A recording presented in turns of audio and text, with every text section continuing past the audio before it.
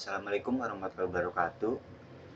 Perkenalkan, saya Erino Kamalwinasan beserta rekan kelompok saya, Dimas Dwi Tristanto. Kami dari kelompok 11 akan mempresentasikan analisis kekuatan struktur swing arm dengan performa thermal bearing sepeda motor menggunakan ANSYS workbench. Kita langsung ke pembahasannya. Yang pertama ada analisis sistem. Analisis ini dibagi menjadi dua bagian utama menggunakan software ANSYS workbench. Yang pertama ini kita menggunakan analisis kekuatan struktur pada swing arm sepeda motor secara statik. Dan yang kedua yaitu kita menganalisis thermal pada bearing akibat panas daripada gesekan. Selanjutnya, di sini ada model. Model ini model 3D swing arm dan bearing dibuat dan diimpor ke ANSYS. Komponen diatur dalam bentuk solid agar bisa dianalisis secara struktural dan thermal dengan akurat dan tepat. Selanjutnya di sini ada analisis for swing arm. Sini analisis kekuatan struktur swing arm. Analisis ini bertujuan untuk mengevaluasi kekuatan swing arm dalam menerima beban saat sepeda motor beroperasi di kondisi nyata.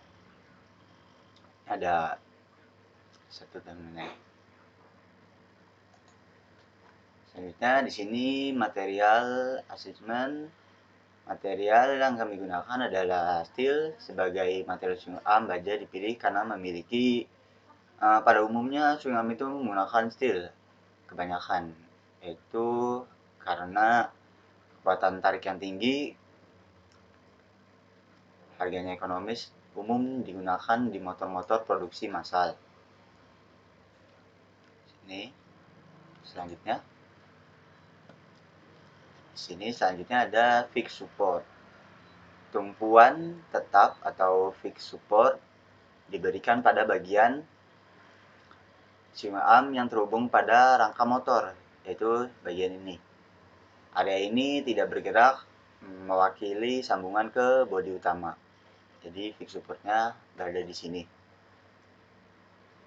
Selanjutnya, di sini ada force, yaitu gaya beban yang diberikan pada face atau permukaan swing arm, yaitu tempat roda belakang dipasang. Gaya ini mewakili kombinasi berat motor, pengendara.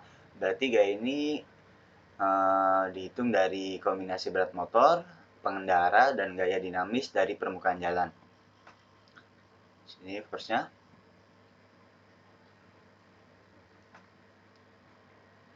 Selanjutnya kita masuk ke simulasi total deformation. Deformasi ini terbesar terjadi di area ujung area swing arm. Namun nilainya masih relatif kecil dalam batas elastis, artinya dalam simulasi struktural swing arm ini masih struktur yang tetap aman karena nilainya itu masih relatif kecil. Jadi kita bisa lihat di indikator ini.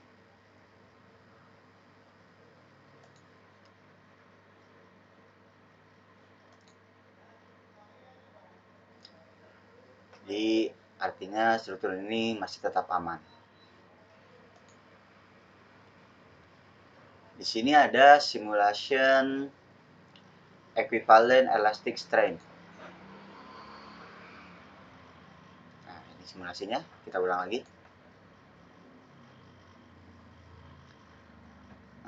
Regangan elastis terkonsentrasi di sekitar sambungan ya, di sambungan dan titik pembebanan. Regangan ini masih berada dalam batas elastis baja, artinya tidak ada deformasi permanen. Tidak ada deformasi permanen. Selanjutnya ada simulation equivalent stress. Kita lihat dulu. Hasil simulasi ini menunjukkan bahwa tegangan maksimum ini berada di tumpuan. Namun nilainya masih di bawah yacht strength baja sehingga swing arm masih aman secara struktural. Lalu kita masuk ke analisis thermal bearing. Analisis ini bertujuan untuk distribusi temperatur dan perpindahan panas pada bearing akibat gesekan pada saat kendaraan itu bergerak. Ini pemisah antar part bearing dan arm. Bearing dipisahkan dari model swing arm agar dapat dianalisis secara thermal tanpa gangguan dari komponen struktur. Ini ada beberapa part pelor. Sini ada pemisahan dan penandaan bagian. Bagian ini penting seperti pelor, lalu ada inner rest dan outer rest ditandai agar simulasi thermal dapat dilakukan secara tepat pada area yang mengalami panas tinggi. Di sini pemisahan part-part pada bearing.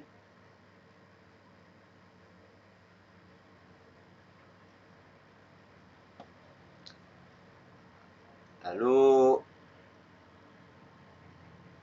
temperatur pelor ketika bergerak, panas akibat gesekan antara pelor dan rash jalurnya jadi sumber utama kenaikan temperatur. Suhu ini di input kira-kira 70 sampai 90 derajat berdasarkan kondisi kerja.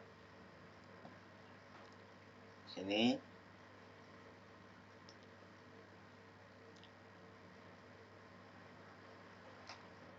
jadi suhu pada pelor ini di input 70 sampai 90 derajat berdasarkan kondisi kerja. 90 derajat pada tiap-tiap pelor. Lalu masuk ke convection. Di sini konveksi alami dari udara sekitar diberlakukan di permukaan umum. Di luar bearing, konveksi ditentukan sesuai lingkungan terbuka. Jadi udara dari lingkungan terbuka. Ini di setting. Ambient temperatur 22. Kita masuk ke radiation. Pada radiation ini panas dari permukaan bearing juga dilepas ke udara melalui radiasi. Efek ini diperhitungkan untuk menggambarkan sama seperti tadi, yaitu pendinginan alami. Selanjutnya, di sini masuk ke heat flow, yaitu simulasi aliran panas menunjukkan bagaimana panas berpindah dari pelor menuju outer rest dan kemudian ke udara. Ini membantu untuk menilai efisiensi pendinginan. Di sini settingnya di 30. Selanjutnya masuk ke heat flux.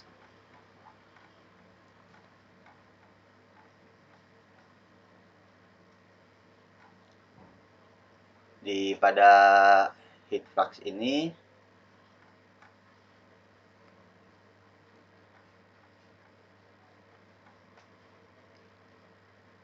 sama seperti tadi.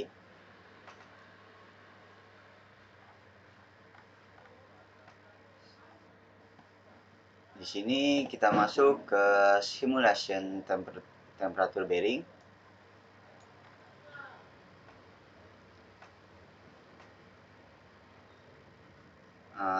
Distribusi temperatur ini menunjukkan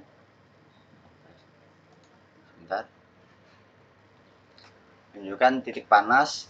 Kita ulang, titik panas ini berada pada pelor dan inner rest. Temperatur ini masih dalam batas yang sangat wajar. Batas toleransi baja yang sangat wajar, namun memerlukan perumasan agar untuk mencegah overheating. Sini ada simulation. simulation total heat flux bearing. Kita lihat dulu sebentar.